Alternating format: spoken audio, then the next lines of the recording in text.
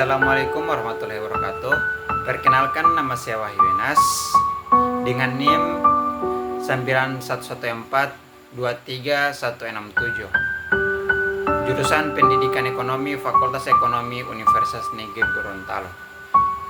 Kali ini saya akan menjelaskan tentang bentuk-bentuk demokrasi yang ada di berbagai negara.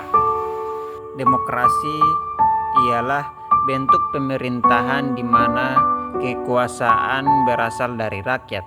Dalam demokrasi, masyarakat memiliki hak untuk berpartisipasi dalam pengambilan keputusan melalui pemilihan umum, dan kebebasan bersuara dihargai.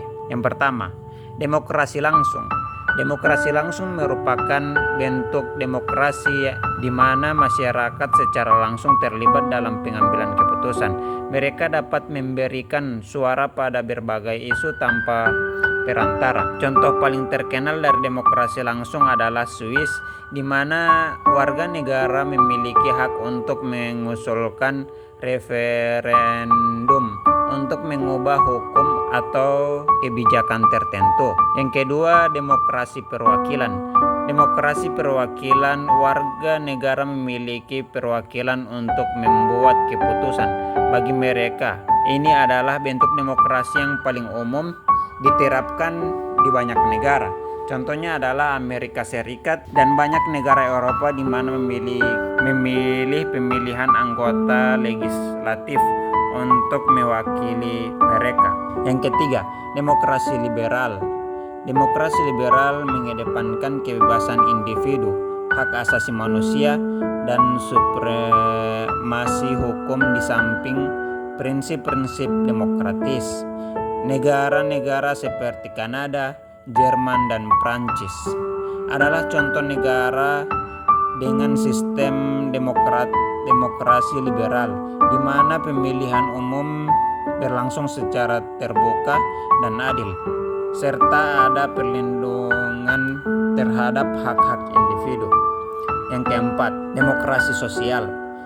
Demokrasi sosial adalah sistem politik yang mengintegrasikan prinsip-prinsip sosialisme dengan demokrasi negara-negara Nordik seperti Swedia, Norwegia, dan Denmark.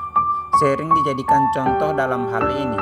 Di negara-negara ini pemerintah memiliki peran besar dalam ekonomi dan menyediakan layanan sosial yang komprehensif, sementara tetap mempertahankan sistem pemilihan yang demokratis. Yang kelima, demokrasi otentik. Di beberapa negara seperti India, model demokrasi otentik diadakan dengan prinsip keanekaragaman dan inklusi. Meskipun ada tantangan, pemilihan umum secara teratur dilaksanakan dan berbagai kelompok masyarakat diwakili dalam proses politik. Yang keenam, demokrasi illiberal. Demokrasi illiberal adalah bentuk pemerintahan di mana meskipun pemilihan umum dilaksanakan, hak dan kebebasan sipil seringkali terabaikan. Negara-negara seperti Hungaria dan Turki terus dikategorikan sebagai demokrasi illiberal, di mana pemerintahan cenderung membatasi kebebasan pers dan menyempitkan ruang gerak oposisi. Yang ketujuh, demokrasi berbasis konsensus. Di beberapa negara seperti Belanda dan Belgia, pendekatan berbasis konsensus banyak digunakan. Sistem ini berfokus pada kolaboratif antara berbagai partai politik untuk mencapai kesepakatan dan menghindari konfrontasi. Biasanya kabinet pemerintah terdiri dari beberapa partai yang berada untuk mencerminkan pluralitas dalam masyarakat. Yang ke-8, demokrasi kultural. Di negara-negara dengan komunitas etnis dan budaya yang beragam seperti Brazil dan Nigeria, demokrasi kultural berperan penting. Sistem ini berusaha untuk mengakomodasi kebutuhan dan kepentingan kelompok-kelompok minoritas melalui desentralisasi kekuasaan dan memperkuat representasi mereka dalam pemerintah. Yang kesembilan, demokrasi partisipatif.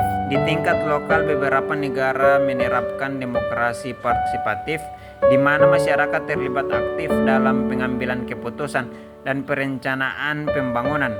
Misalnya di Porto Alegre, Brasil. Sistem anggaran partisipatif memungkinkan warga untuk menentukan bagaimana anggaran kota harus dibelanjakan. Dari penjelasan tersebut, saya dapat menyimpulkan bentuk-bentuk demokrasi yang ada di berbagai negara, menunjukkan beragam cara rakyat terlibat dalam pemerintahan dan pengambilan keputusan.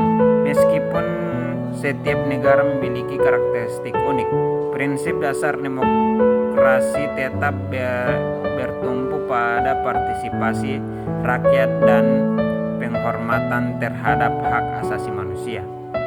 Perkembangan teknologi dan perubahan sosial juga mempengaruhi bagaimana demokrasi diimplementasikan dan dijalankan di seluruh dunia. Oke, terima kasih. Mungkin cuman sampai di sini saya dapat bisa jelaskan. Lebih dan kurangnya atau ada kesalahan kata, tolong dimaafkan. Assalamualaikum warahmatullahi wabarakatuh.